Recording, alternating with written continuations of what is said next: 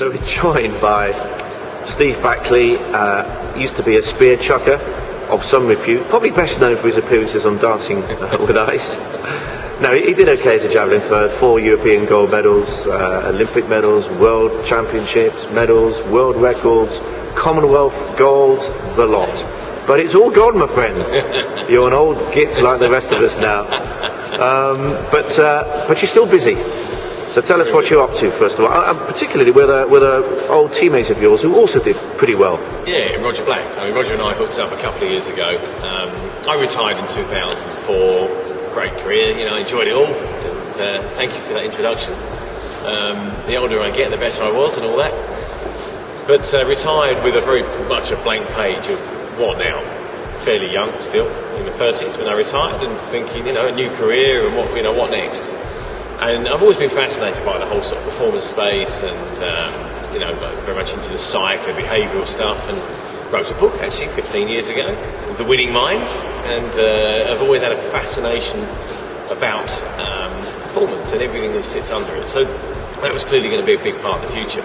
And so I went to see Roger actually initially, doing what they call a motivational speech. I thought, well, you know, what's all that about? I thought, well, that's cool. You know, that I think I could do that.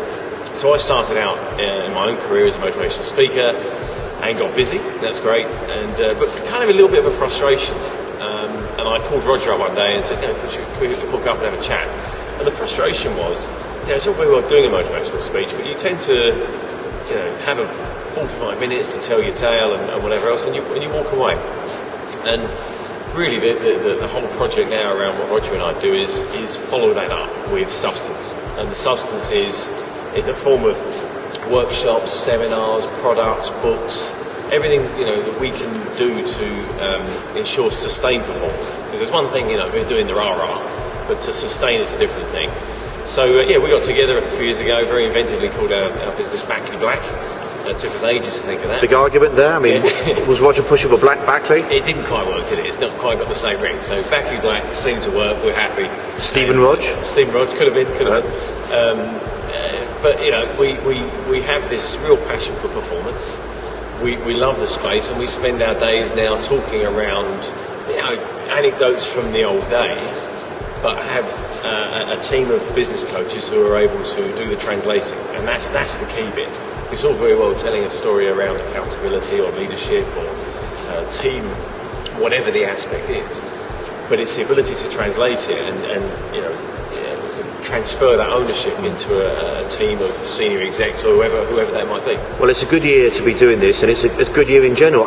It's a part of you that thinks, oh, I wish I'd been born 10 years later, because home Olympics, they don't come around too often. No, that's it. But you know, you get your go, don't you? You get your go, and I feel very fortunate actually. You would have taken it, wouldn't you? Absolutely. I did 4 Olympic Games. I've been back and seen it from the other side of the fence, and actually I'll probably enjoy the Olympics more now from the other side of the fence looking in, because you do get to enjoy it. I mean, as an athlete, you're just absolutely focused, and you know, blinkers are on as they should, as they always are.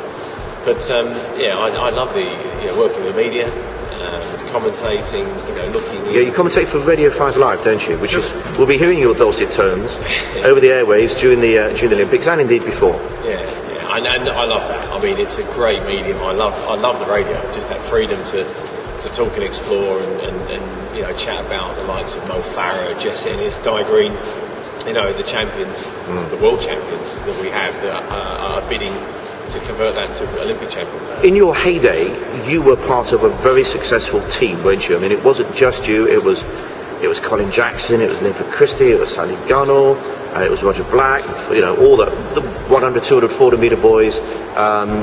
I remember being at the 1990 European Championships in Split. You were there, and every 5 minutes, a British guy was winning a gold. Then there was a bit of a dip, wasn't there? But now it's beginning to look good again, isn't it? Yeah, I think it is, and it's strong. Maybe not in the depth. I think that's one thing that came out of Day Good World Champs last year. That, you know, we did well in the medal count, but those sort of 4 to 8s, the finalists, wasn't really, the numbers weren't there. But you know, that aside, that's what we've got to work with. And I mentioned there a few of the contenders, but Well, all of which are likely gold medal contenders at least, aren't they? absolutely. You probably you could add Philip Sadoa, of course, to that list. And maybe a couple of others that come through, but it tends to be the people who've been before, have an experience that can stand up strong in an Olympic stadium. And let's be honest, 70,000, 80,000 people in the Olympic Stadium, what, 90%, 95% cheering for you? Yeah, I mean, that's going to be fantastic, isn't it? To walk out there. And the debate is, does it make the home advantage, does it make a difference? We see it week in and week out in football. Of course it does. Because you just stand a little bit taller. You just, you puff your chest out a bit, you're a little bit of pride. And there's a bit of instinctive defence mechanism as well. You're well orientated to where you are, the people, the place, whatever. And you stand there and go, you're on my patch.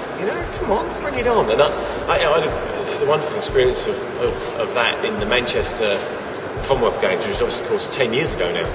But to walk out as it was there, the English flags, because it was Commonwealth Games, you do just stand a bit taller and have that pride. Now, what else is happening in your life? Something soon will be hitting the bookshelves. Yeah, I have this sort of, as I said before, passion for performance, and I wanted to really do something in 2012. I thought about the idea of an autobiography, but there was something that didn't really grab me, the idea of doing an autobiography. But I've got a lot of, I learned a lot. I learned so much through my career that I wanted to share.